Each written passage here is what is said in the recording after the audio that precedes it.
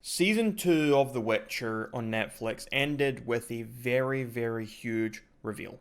And now I'm not going to critique that reveal in this episode. I did have my issues with it, but I want to talk about it. And for those of you who don't, maybe you were shocked by it, you don't quite understand how Emhyr turned out to be Ciri's actual father, I want to talk about that today. And I want to talk about it by uh, going to the book that this is actually from, Lady of the Lake. This is the final book in the main saga of The Witcher. And so obviously there are a bit of spoilers here, but in general, I'm just gonna basically read to you what actually happens in the book for this reveal. And basically, this comes with Emhyr's explanation of where he's been, of what his sort of plan is for Ciri, and all the rest of it. So if you're not interested in hearing that, turn off this video now.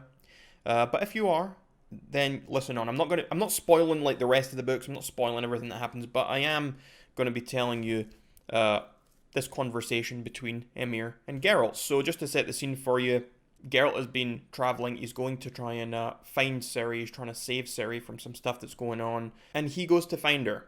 And he gets there, and there's some fighting. There's some stuff that goes down. I'm not going to spoil all that.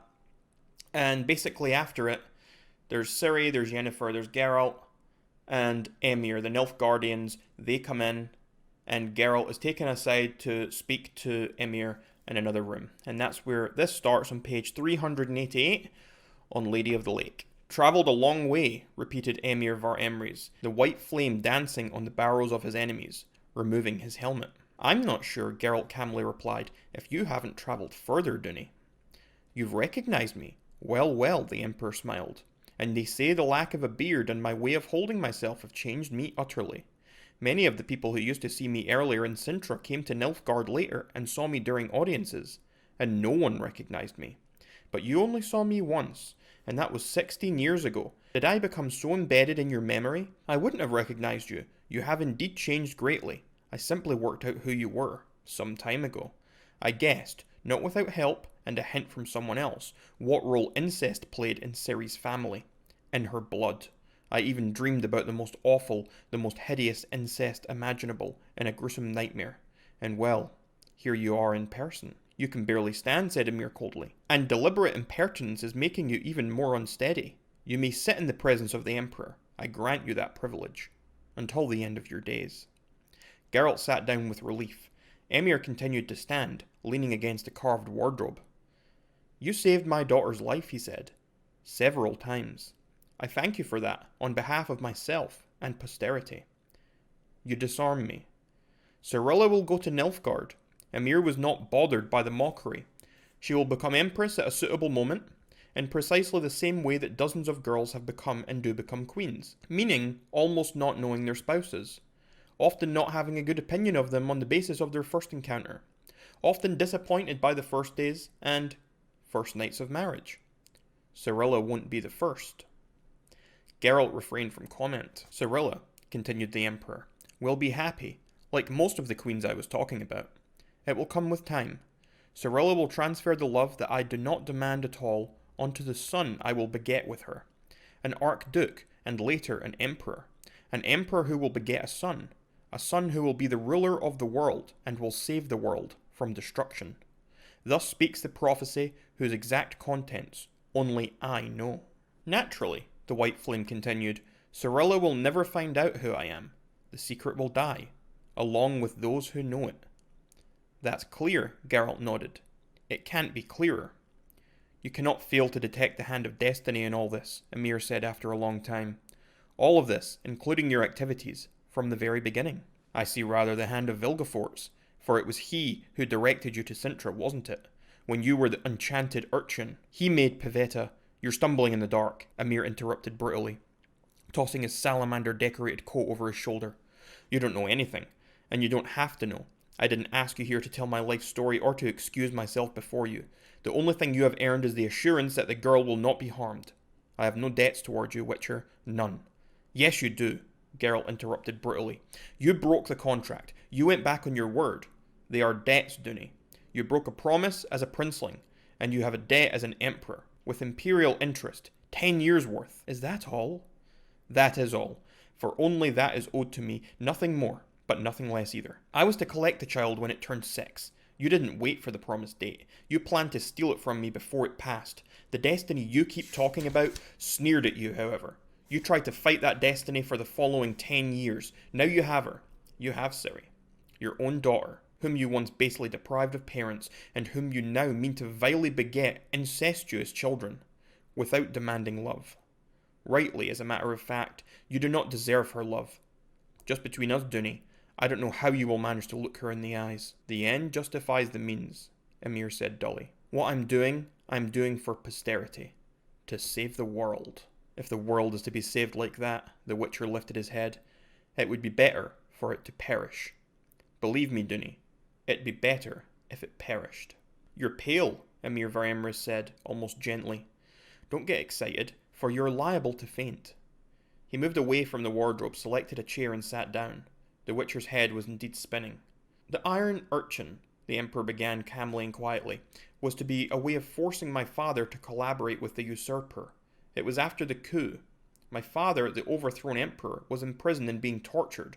He couldn't be broken, so another way was tried. A sorcerer hired by the usurper changed me into a monster in front of my father's eyes. The sorcerer added a little something on his own initiative, namely humour. Emhyr in our language means an urchin, an old name for a hedgehog. My family didn't allow himself to be broken, and so they murdered him. I, meanwhile, was released into a forest amidst mockery and scorn, and dogs were set on me. I survived. I wasn't hunted too seriously, for it wasn't known that the sorcerer had botched his work, and that my human form returned at night. Fortunately, I knew several people of whose loyalty I could be certain, and at that time I was, for your information, 13. I had to flee the country, and the fact that I ought to search for a cure to the spell in the north, beyond the Marnadal stairs, was read in the stars by a slightly crazy astrologer by the name of Xarthisius. Later, when I was emperor, I gave him a tower and apparatus for that. At the same time, he had to work on borrowed equipment. You know, it's a waste of time getting bogged down in what happened in Sintra. I deny, however, that it supposedly had anything to do with Vilgefortz. Firstly, I didn't even know him then. And secondly, I had a strong aversion to mages. Even today I don't like them, actually. Well, I remember, when I regained the throne, I caught up with the sorcerer who had served the usurper and tortured me in front of my father's eyes. I also displayed a sense of humour. The mage's name was Brathens, and in our language, that sounds almost the same as fried. Enough digressions, though. Let's get back to the matter at hand. Vilgefortz visited me secretly in Sintra, shortly after Ciri's birth. He passed himself off as a trusted friend of the people in Nilfgaard, who were still loyal to me and had conspired against the usurper. He offered help and soon proved to be capable of helping. When still mistrustful, I asked about his motives. He bluntly declared he was counting on gratitude for the favours, privileges, and power he would be given by the great Emperor of Nilfgaard, meaning me. A powerful ruler who would govern half the world, who would beget an heir who would soon govern half the world. He intended to rise high himself, or so he declared, without inhibition, at the side of those great rulers. Here he took out some scrolls bound with snakeskin and commended the contents to my attention. Thus I learned of the prophecy. I learned about the fate of the world and the universe. I found out just what I had to do, and came to the conclusion that the end justifies the means. Of course. My affairs were prospering in Nilfgaard meanwhile. Emhyr ignored the sarcasm. My partisans were gaining more and more influence. Finally, having a group of frontline officers and a corps of cadets, they decided to launch a coup d'etat. I was needed for that nonetheless. Me myself, the rightful heir to the throne and crown of the empire, a rightful Emrys, with the blood of the Emryses. I was to be something akin to the standard of a revolution. Just between us, plenty of the revolutionaries cherished the hope that I would be nothing more than that. Those among them who are still alive cannot get over it to this day. But as has been said before, let us leave the digressions. I had to return home. The time came for Dooney, the false prince of Macht, and the phony duke of Sintra, to demand his inheritance. I hadn't forgotten about the prophecy, however. I had to return with Ciri, and Calanthe was keeping a weather eye on me. She never trusted you. I know. I think she knew something about that prediction, and would have done anything to hamper me. And in Sintra, I was in her power. It was clear I had to return to Nilfgaard, but in a way that no one would guess that I was Dooney and Ciri was my daughter. Vilgefortz suggested a way. Dooney, Pavetta, and their child had to die, vanish without trace. In a staged shipwreck. That's right. During the voyage from Skellige to Sintra, Vilgefortz was able to pull the ship into a magical whirlpool over the Sedna Abyss. Pavetta, Ciri and I were supposed to have previously locked ourselves in a specially secured lifeboat and survive. And the crew were meant not to survive, finished the Witcher. And that's how your ruthless path began. Emhyr var Emreis said nothing for some time. It began earlier, he finally said, and his voice was soft. Regrettably, at the moment it turned out Ciri wasn't on board. Geralt raised his eyebrows. Unfortunately, I hadn't appreciated Pavetta in my planning. The Emperor's face didn't address anything. That melancholy wench with her permanently lowered eyes had seen through me and my plans. She had sent the child ashore in secret before the anchor was weighed. I fell into a fury. As she did, she had an attack of hysteria. During the struggle, she fell overboard. Before I could dive after her, Vilgefortz had drawn the ship into his maelstrom. I hit my head against something and lost consciousness. I survived by a miracle, entangled in the ropes. I came to covered in bandages. I had a broken arm.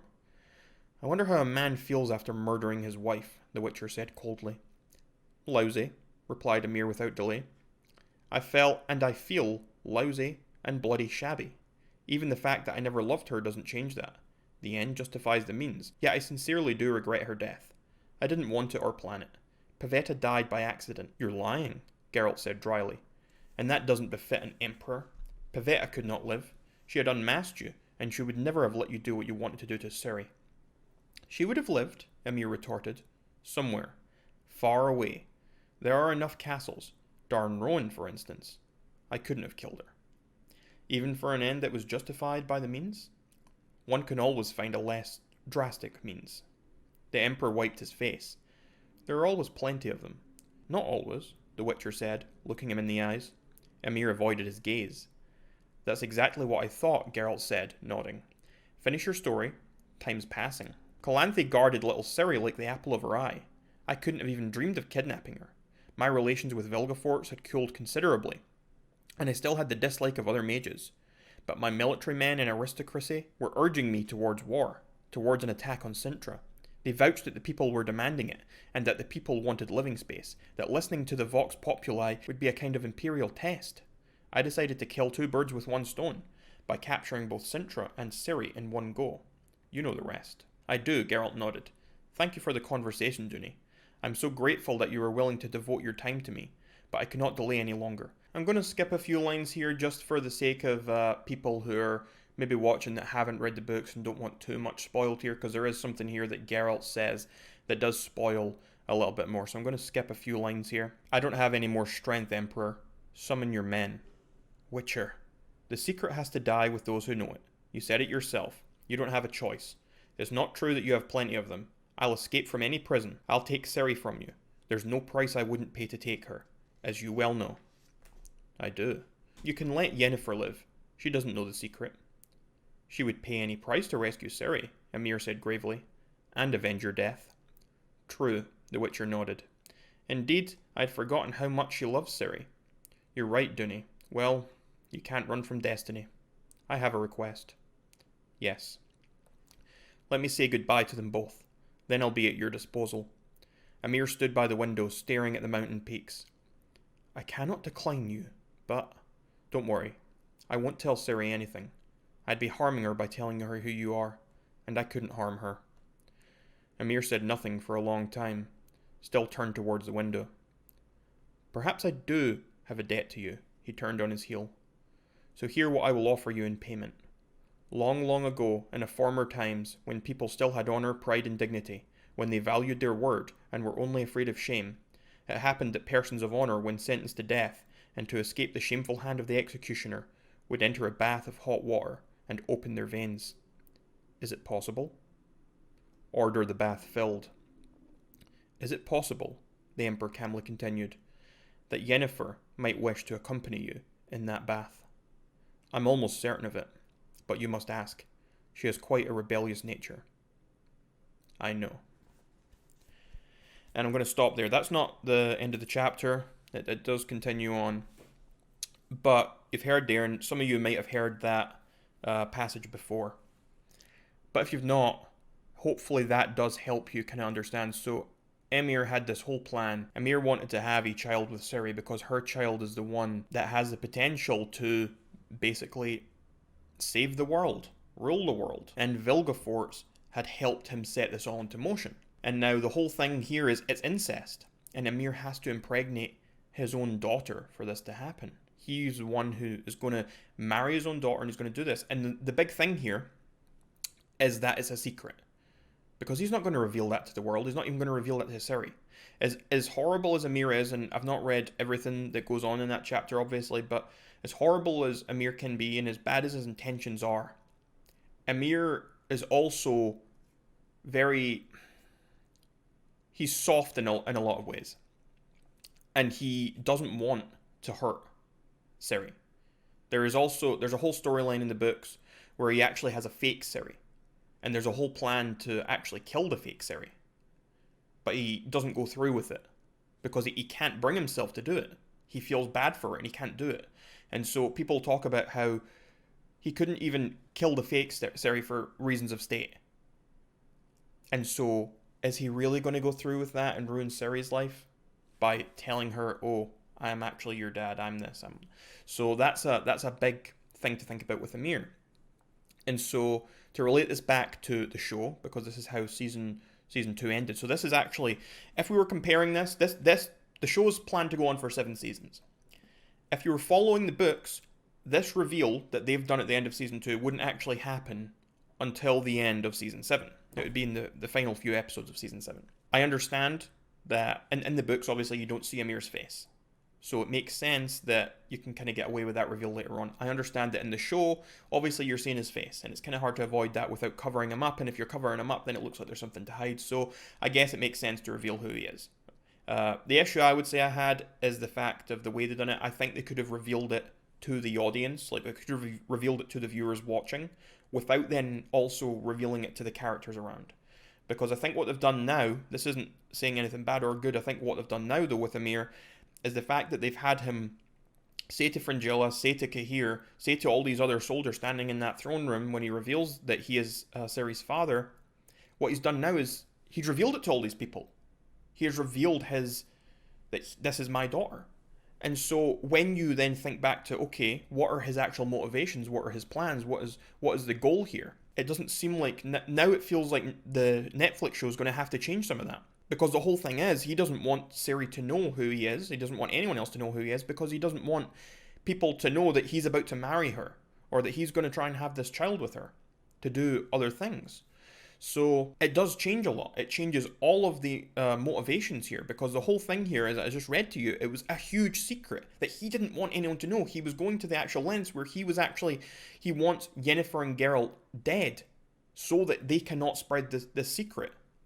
He intends entirely on keeping it a secret. And so that's where maybe some people are maybe criticizing the show. And that's where maybe it's differing. And so I think that personally, the show would have been better to have maybe just had him turn and reveal his face, but not actually say that she is my daughter. Like, let the viewers just work that out themselves by seeing his face. Wait a minute, that's Dooney. What's going on there? I think that's enough to then next season come back and for people to come back and think, oh my god, I want to know what's going on here. Is he actually this guy? And people keep watching to find out, or they'll go read the books. You could have even had maybe a scene where he was sitting, speaking into a mirror, or speaking to himself or something, and he could have been monologuing. Or if you really wanted him to speak, I guess you could have him speaking to Vilgefortz or something. Maybe because he was working with Vilgefortz, maybe you want to do a little bit of a reveal there. Maybe have him speak to Vilgefortz or someone else who actually should know or is clued in, rather than saying it to sort of everyone, essentially. Anyway, I'm going to end that here. I do recommend, if you haven't read the books, read the books, they're great, and hopefully this video has brought you some understanding of sort of what was going on with Emhyr, sort of what was going on with him being Ciri's father, and all the rest of that in the end of the second season.